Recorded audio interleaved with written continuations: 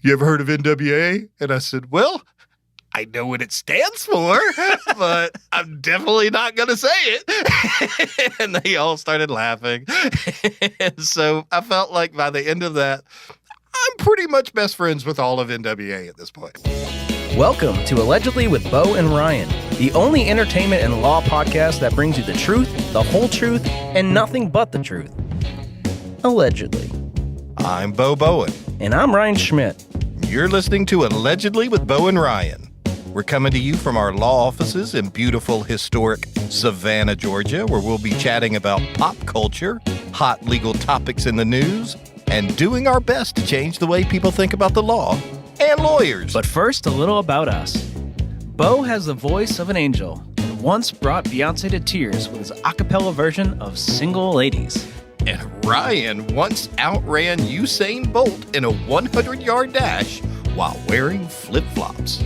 Together, we are Savannah's consummate renegade legal titans. And the only corporate and entertainment lawyers in the free world who have never lost a single case. Allegedly. I'm very excited for today's show, Ryan, because I want to talk about our shared obsession, Wordle. Yes. Every morning, we both have to do the Wordle of the day, and I have to admit, it gets pretty competitive. Oh, absolutely. I mean, if you figure out a Wordle within less guesses than I do, it just ruins my day. Fair enough. Now, for anybody that's unfamiliar with Wordle, why don't you explain what that is exactly? Okay. Well, in case you've been living under a rock for the last 6 months, Wordle is a game that you can play on the New York Times. It was actually created by somebody named Justin Wardle, if you knew that. I did not. I recently found that out, which I thought was pretty funny. But you've got 6 chances to guess a 5-letter word, and there's no, it's all just blank boxes, and you've got to just go and try your hand at it. And if you get a letter that's correct, it's going to be yellow if it's not in the correct spot, and if it's in the correct spot, it's going to be green. And then you just kind of deduct what letters are left and what's available. So if you're listening and you've never played Wordle, do it and then curse us out later, because then you'll do it every morning. Right. And then there's also that streak after you finish, and it says how many days in a row have you done it. And if I break a streak, it's just game over.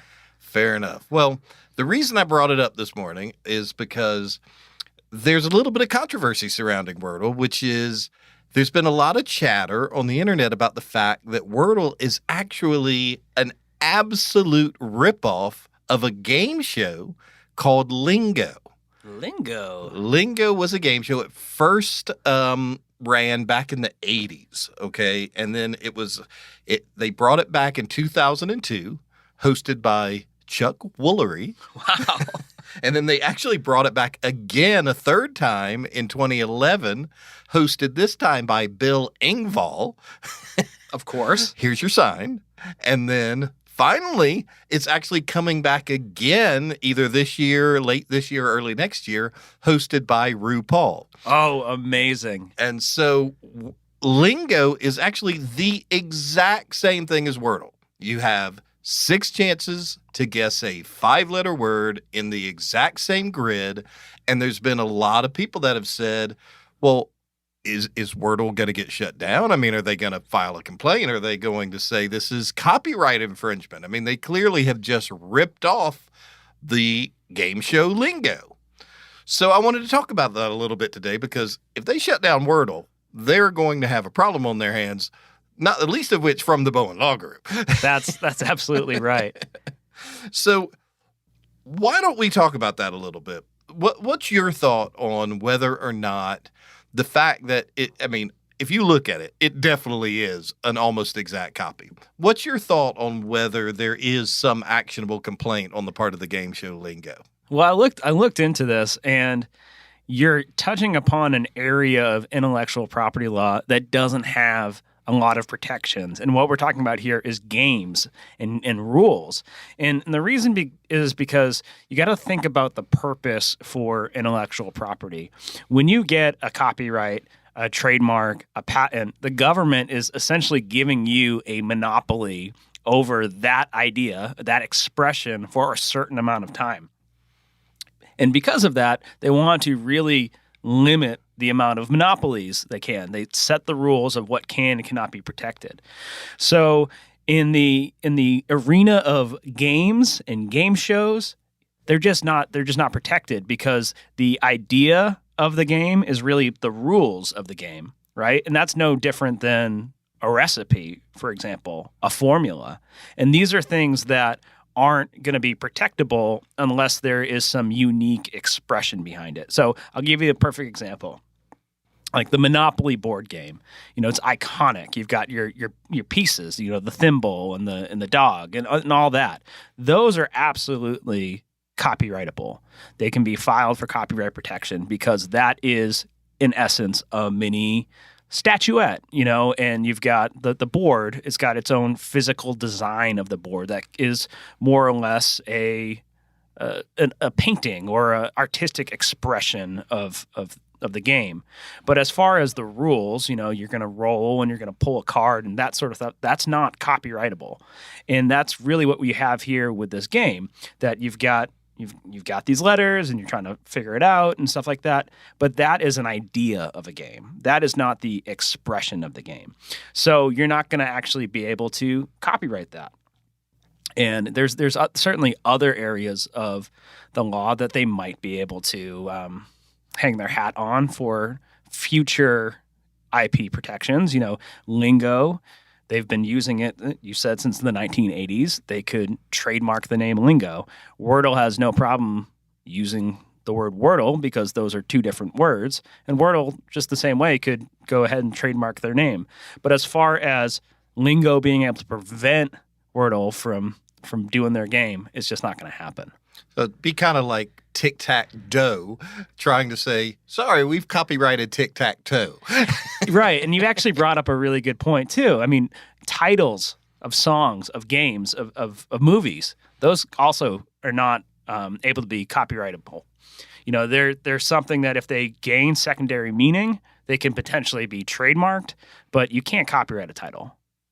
All right. Fair enough. I mean, I have to say, Lingo, I wasn't familiar with the game. My sister and brother actually auditioned recently to be on the new RuPaul version of Lingo. Oh, wow. So, and how did that go? They said it went really well. They're still waiting to hear, but, fingers crossed for them. I'll be watching. So, but how about, what are some of your favorite game shows over the years? Oh, man. I love The Weakest Link. Because that lady was just so mean, when they got voted off or not voted off, when they got kicked out, she'd just say, "You're the weakest link," and you'd be like, "Goodbye." So the Gordon Ramsay of game show hosts. Yes, I do like that. Obviously, no game show list is complete without Who Wants to Be a Millionaire. Right. And then, some of my favorites. When I was a kid, they had the match game, which I really liked. I don't know if you remember that. Probably not. Is that the one with the whammies? No, that was Press My Luck. Okay. Fair enough. So, but then Family Feud, obviously. Of course. Jeopardy. Yeah. Which, of course, I've never missed a question. Allegedly. Sounds about right. And then you've got what has to be probably my all-time favorite, the Newlywed Game. Oh, yes. Yes. Nothing's more awkward than this couple that has just got married and they're like, oh, we know each other so well, we're soulmates, and they get every question wrong. Well, that gives me an idea. What if you and I did a little version of the Newlywed Game? Okay, I'm listening. I feel like we know each other really well. Sure. What if I were to come up with a question and then I'll tell you what I think your answer will be, and then you tell me if I'm right. And you do the same for me. All right. I'm game. Wow. Yeah, that sounds pretty fun. I feel like we're gonna know everything though. Well, give it a shot. Give me a question. All right. So what would you say is your craziest courtroom experience? All right. What do you think my craziest courtroom experience was? Well, you had this one case where you were doing criminal defense early on in your career, and you were representing identical twin brothers. I think there was a really good story there. Right. I won't use their names. Let's call them John and Sam Smith to protect the innocent. So I wasn't actually representing both. I was only representing John, and then another attorney was representing Sam. So John's sitting next to me in a blue shirt. Sam is sitting next to his lawyer in a red shirt. Okay. And what happened is they were these two young black kids. They were probably 17, 18 years old, getting off a school bus, walking home, and they cut through a junkyard just to cut a corner. And one of them reached over and broke an antenna off of a junked car. And a police officer actually arrested both of them and charged them with criminal damage to property. Oh my God. It was literally absurd. And the district attorney came to us and they were like, look, we'll just offer you probation. I'm like, are you out of your mind? This is the dumbest case that's ever been brought in basically Georgia jurisprudence. I mean, there is nothing you could offer short of we're throwing this out that we'll agree to do. And this case, believe it or not, goes all the way to a jury trial. So we're sitting there and we are questioning, we have to pick a jury. The police officer takes the stand and we're questioning him. And then the judge breaks for lunch. Okay. So we come back from lunch. The officer gets back on the stand and we pulled a little trick during lunch. And so when we got back, the officer gets back on the stand and I said, all right, officer, my clients and this other client here, John and Sam, are identical twin brothers. I said, there's absolutely no way that you can sit there on the stand in front of this jury and tell that jury which one of them actually broke that antenna, can you? And he goes, oh, I absolutely can. I said, seriously? Even though they're identical twins? No, I know which one broke it. Okay, well, fine. Then, if you will, point out for the jury exactly which one of these two brothers broke that antenna off that vehicle. And he points to my client sitting right there next to me and says, that one right there, John in the blue shirt, he's the one that broke the antenna. And I just looked up and said, let the record reflect that the officer just identified Sam. All right, boys, you can switch seats now. The jury started just busting out laughing. Of course, we had them switch shirts and everything, switch seats. And needless to say, about 15 minutes later, not guilty verdict. Amazing. So did I get that right? You're very close, Ryan, but not my actual favorite courtroom story of all time. Oh, wow. What was that? Well, my favorite happened down in Brunswick, Georgia. I had a client. I'm going to call her Lisa Johnson. Okay. She was, her ex-husband had filed a contempt against her and claimed that because what he claimed in the pleading was that because she had her boyfriend living with her, he should get custody of the child, of their minor child. Okay. Now, here's what you need to know. First of all, you can't change custody in a contempt. You just can't. It's against the law. The second thing you need to know is, by definition, contempt is the violation of a court order. Now, some divorce decrees have what they call a morals clause, which says that you can't live with someone of the opposite sex. This one did not. So again, by definition, she was not violating any provision of their divorce decree, so she was not in contempt even. Right. Beyond that, this wasn't her boyfriend. This was her fiance, and they were literally getting married that weekend. And so, we went in front of this judge who was a real piece of work down there. She's no longer on the bench, but I'm not going to use any names. But we go in, and this doctor, now you have to understand, this was a doctor that was the husband. He had made life miserable for my client for months and months and months, just filed one thing after another just to try to get back. He was so angry about this divorce. So the judge comes in, says, here's from the doctor. He says, I want you to hold this woman in contempt because she's got her boyfriend living with her. And the judge looks and says, Mr. Bowen. And I said, Judge, first of all, not her boyfriend, it's her fiance. They're getting married this weekend. I said, second, his demand to change custody is completely illegal. You can't do it at a contempt. You know that, obviously. You're a judge. I don't have to tell you that. Third, there is no morals clause. So by definition, she's not in contempt. There is no provision he's even alleging that she is violating. So we would ask that this be immediately dismissed and all costs cast upon the doctor in this case. Sounds reasonable enough. The husband have to pay her attorney's fees for filing this ridiculous, frivolous motion. Judge looks at me, says, Mr. Bowen, I don't need a piece of paper to tell me or some law to tell me what's right or wrong. She goes, until this woman is either married or has this man out of the house, then I am giving custody to her ex-husband. I mean, I completely lost it. I've never seen a judge so thoroughly and completely just ignore the law. I mean, you just can't do it. Wow. I was so furious. And I was like, Judge, you cannot do that. You are literally legally prohibited from taking this course of action right now. And she's like, then take me up on appeal, Mr. Bowen. I'm telling you, I've made my ruling. He's either out of the house or they're married or the doctor is getting custody. I'm like, Judge, could we have a 5-minute recess? I said, let me talk to my client about this situation. She goes, okay, but I'm not going to change my mind. So we walk out in the hall. Her fiance is there with us. And I said, let's go down to probate court.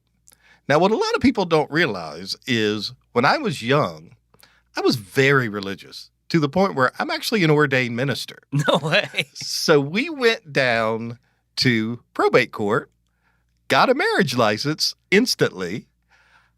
I had them both say, do you take this man? Do you take this woman?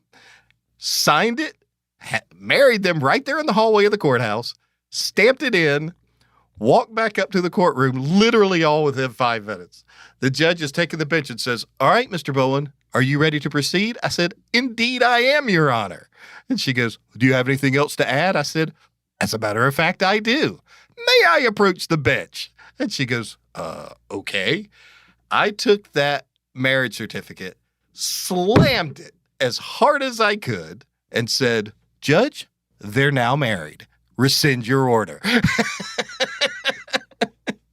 And did she? Oh, she did. She didn't have any choice. Her eyes got wide. But even better was the look on the doctor's face. Oh, nice. I can only imagine. So I said, how'd that work out for you? True love prevails. So that was my all-time favorite courtroom story. I like it. So, well, I guess it's my turn. Yeah. I get to ask one of you. So let me think here. All right, I got one. And I think I know the answer to this. So my question is, why did you decide to become a lawyer? Okay. All right. Now, so what do you think? What do you think that is? I think the reason is because you were a performing musician, traveling, you're a recording artist. You were very heavily involved in the music industry. And because of that, you were able to see the way that musicians get treated through all facets of the industry, by venues, by recording companies, but many of the contracts that musicians are forced to sign are extremely unfair and one-sided.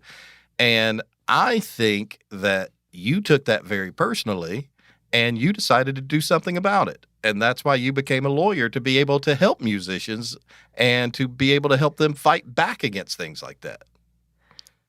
Well, that is absolutely a reason why I am a lawyer. That's not why I first wanted to become a lawyer. I feel like you're changing your answer just to make me wrong. Oh, well, I mean, that's all true. But when we get back to the genesis of me, like, okay, I'm going to law school, I'm going to do this, we got to look a little bit further back, and we got to thank a little TV show called The Voice. So in my senior year of college, I received a message from producers of The Voice, and they said, hey, we'd love for you to come out to LA and try out for us and do this thing. Now, but people think for these singing competitions that most of the time they find their talent singing outside of, Gillette Stadium, and sitting in, 50-degree weather for a whole week and whatever. No, they called me up. They invited me out there. I sang. And when I got out there, they said, we really like your music. We really like you. But, what is your story? Who is Ryan Schmidt? And I'm like, I don't know. I'm a guy that plays guitar and I like to sing and I like to do music. And they said, well, we've got a couple hundred of those, like, who are you? Like, this guy over here just had like an open heart surgery, like, we need something better than that. And so I was like, okay, well, you're going to have to help me out here. That's kind of what I do. Like, I'm a musician. And so, okay, well, let me ask you this question. If you weren't doing music, if music was gone from you tomorrow, what would you do? And I said, I haven't really thought about it. I've literally graduated college, got on a plane, and came here. But I studied music business in undergrad, and I've always been really interested in the legal side, the contract side, the IP side of the music industry. And, maybe I go into entertainment law. And the producer's eyes lit up and said, that's it. You are the entertainment law kid. So here's the story, right? You've already taken the LSAT. You're going, I didn't even know that the entrance exam for law school was called the LSAT at this point. I was just shaking my head. Yep. Okay. Give me the check. Thank you. So they said, you've already taken the LSAT. You're going to law school. But here's the thing. Law school is kind of your backup plan. You really want to make it as a musician. This is your last chance. And if nobody turns around, then you're going to law school. But you really this is your last chance to really make music happen and really fight for your career. So this whole time that I was out there, I was like the law school kid, and it was really funny for me, but it was even funnier for my parents because I was all about just telling whatever story they wanted to hear. But my parents are like, they're asking my parents, so like, how long has Ryan wanted to be a lawyer? And they're like, never, What? Since you told him he did? Yeah. But that really like planted a seed for that I kind of kept coming back on. And then a few years later, I was, at the kitchen table with my fiance, now wife, and I was just really burnt out on the music industry. And I said, I just don't know if I can, wake up every single day and go and do these co-writes and play these shows. And it's just incredibly hard with everything that artists have to face. And she asked almost the exact same question in the exact same way. And she said, well, if it wasn't music, what would it be? And I said, well, I've always thought maybe I'd go to law school and be an entertainment lawyer. Ryan, you're actually making me question whether all the stories we hear on The Voice and American Idol are actually true. Oh, it's all true. That's why it's called reality TV, Bo. Fair enough. All right. So that was your incredibly sly way of getting in the fact that you were on The Voice. That's right. That's right. And actually, now that I'm shamelessly plugging my music, the intro music to allegedly Bowen and Ryan is actually one of my original songs. Fair enough. All right. So let's ask you some questions. All right. So, you're the film TV guy here in the office. You've got a lot of good celebrity stories.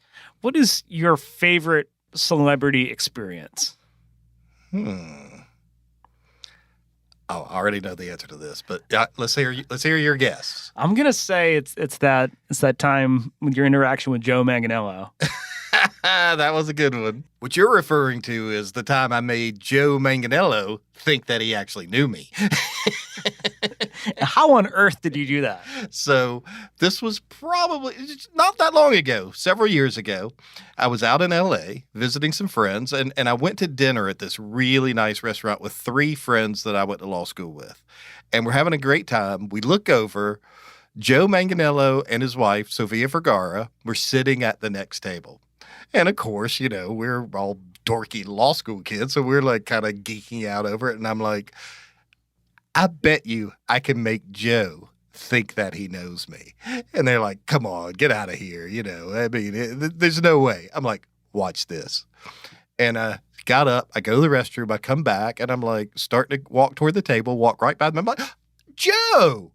He looks up, all confused. I'm like, hey, I was like, good to see you. I was like, you may not remember me. Now, you got to understand that just like 2 months before, Joe Manganiello had been in Savannah filming Magic Mike.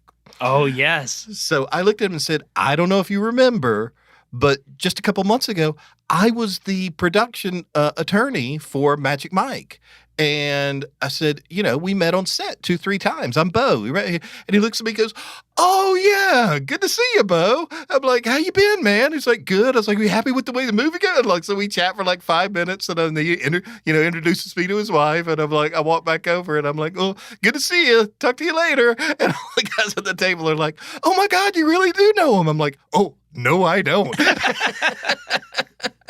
So, yeah, that was fun, but not my favorite celebrity encounter. Oh, man. What is your favorite? Favorite celebrity encounter actually took place years before I actually became a lawyer. Okay. So I was probably, I don't know, I'm going to say early 20s, and I was stuck in the Atlanta airport. And I end up going into the lounge there, the one you have to pay to go into. Sure. It's because I had hours to kill. And, I was over 21, so why not? Well, I go in, and standing there at this bar, sitting there, is the rap group NWA. Yes. So, I mean, we're talking all of Dr. Dre, Ice Cube, I'm literally in awe. So, I'm too shy to say anything, but I go up and get a drink, and Dr. Dre just stands, looks over, hey, how you doing? And we literally just strike up a little conversation. And so I felt like literally the coolest man on the planet. As you should have. And he's like, this is my group. He goes, you ever heard of NWA? And I said, well, I know what it stands for, but I'm definitely not going to say it. And they all started laughing. And so I felt like by the end of that, I'm pretty much best friends with all of NWA at this point. That's fair enough. So that, at 23, 24 years old, probably my favorite celebrity encounter. Yeah, that's pretty great. All right, so let me come up with one for you, Ryan. All right, and I think I know the answer to this. So my question for you is going to be, what is the craziest / weirdest job you've ever had? I've had a lot of them. I know, but I do know one story, and I think this has to be the craziest, wildest, weirdest job you've ever had. All right, give me a sneak peek. I think it was when you were working, I don't remember which one it was, but it was some music awards, and you were tasked with telling Bobby Brown to get on stage. Okay. Yes. So that's not my weirdest job I've ever had, but that's a weird one.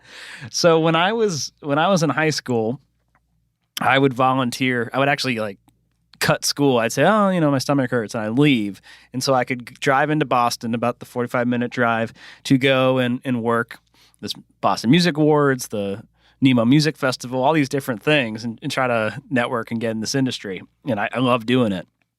And my parents didn't really know that I was playing hooky and doing all that other good stuff. So anyway, I was working with the Boston Music Awards, and they were having their 25th anniversary at the Orpheum Theater, this big, beautiful theater. And one of the artists that they were presenting an award to, they were presenting Bobby Brown with the Lifetime Achievement Award, the Boston Music Awards. And so one of my tasks was being the artist wrangler and letting talent know, they need you on stage, you got to accept your award now. So I knock on Mr. Brown's dressing room, and I open the door, and immediately a wave of smoke comes at me of not the legal kind. And I said, Mr. Brown, you got to go on stage. You got to accept your award. He's like, okay, cool. He and 20 people proceed out of this tiny green room. This whole entourage proceed out of the green room, except a few little kids on the floor, and they're playing like Legos and stuff. And I said, "Yep." So I'll just walk you over to the stage. I'll show you where he's like, "No, I know where I need to be. You stay here and watch my kids." So yes, I have babysat Bobby Brown's kids, but not the weirdest job I ever had. But, well, let me just say this. In fairness to Bobby Brown, okay, having you watch his children was his prerogative. That's fair. So if that's not the weirdest story you ever heard, or the weirdest job, what is the weirdest job you ever had? Okay, so you have to understand, when I was a full-time working musician, shows were few and far between that paid well. So every now and then you had to do some shows to pay rent and do some things. And I was actually asked to play a 6-year-old's birthday party as Justin Bieber.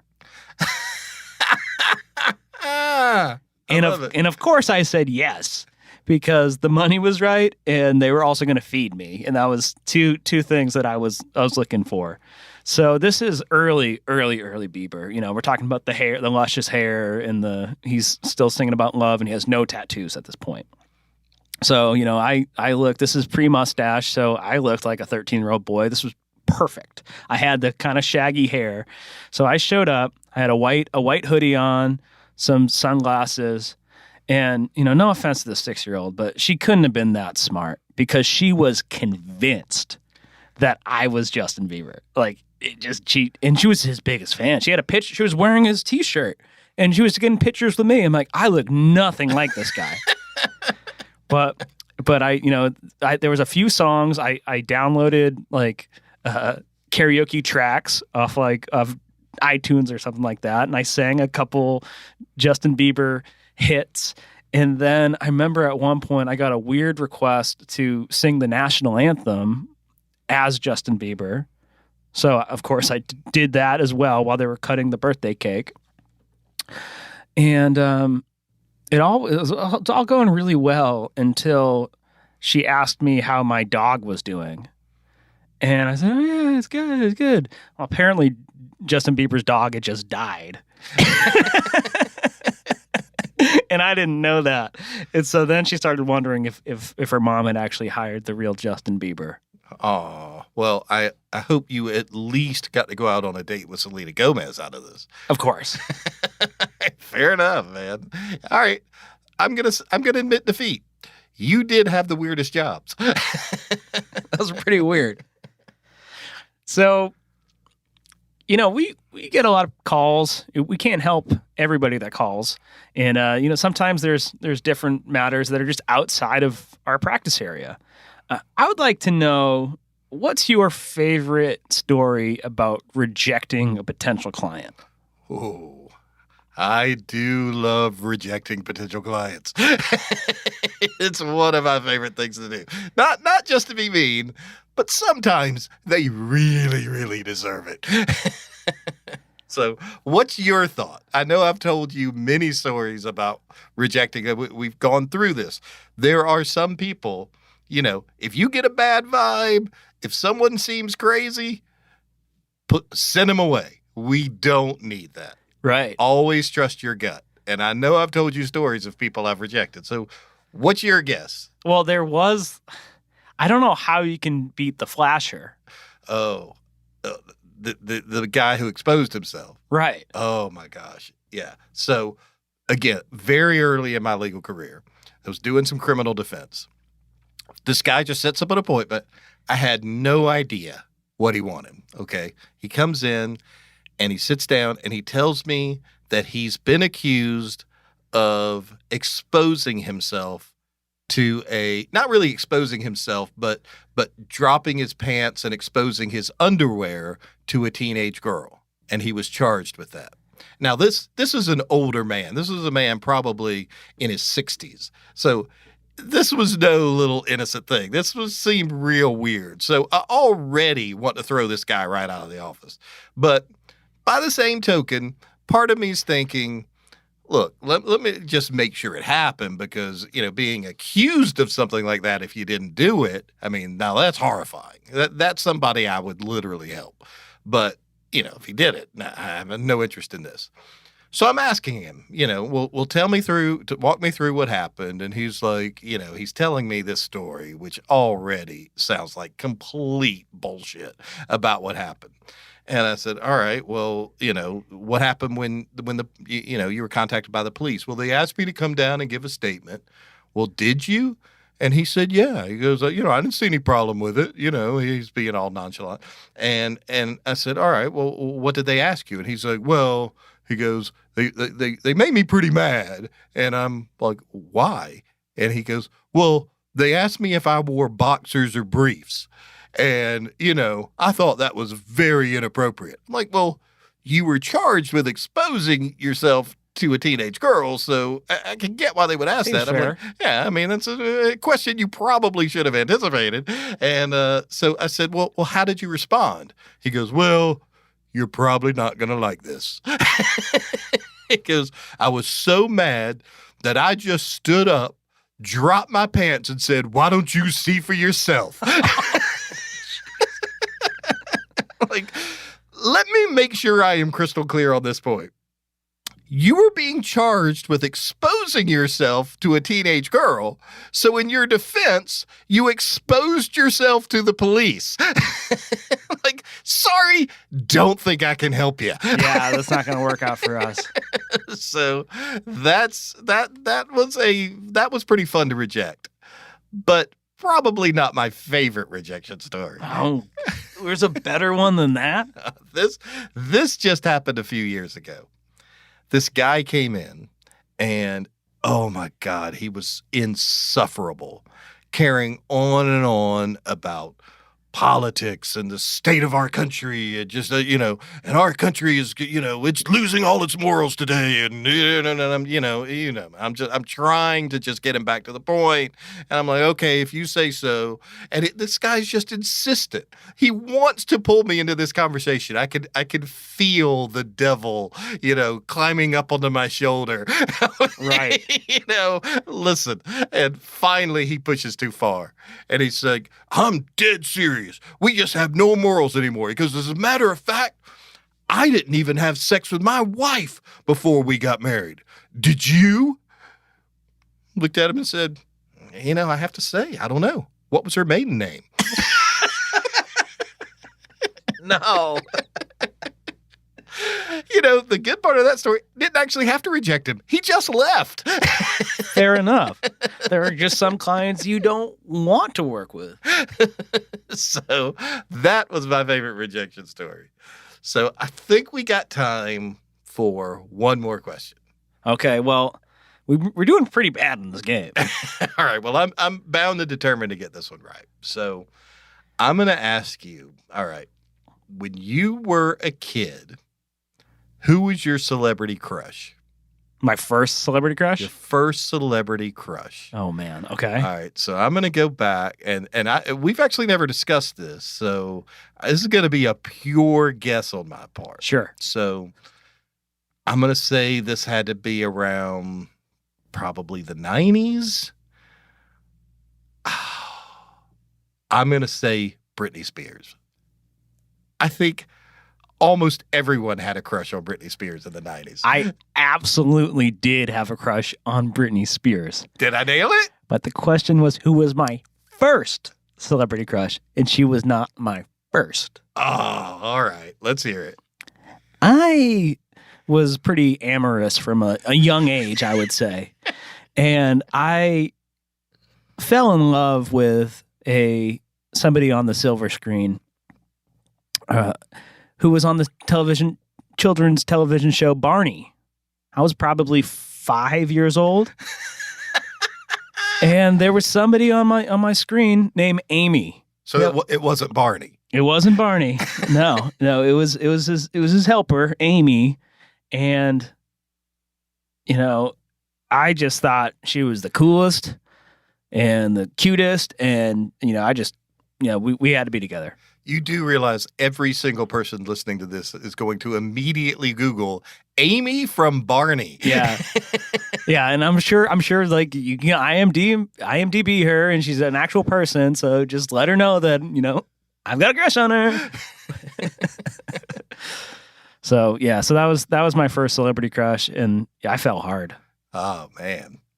Well, and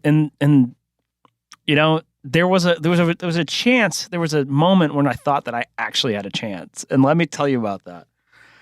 So I'm a twin. I have a twin sister, and we would always have these shared birthday parties up until a certain age, when then that started getting weird. So then, when we were 5, we had this Barney party, and Barney came to the party. It was a big deal.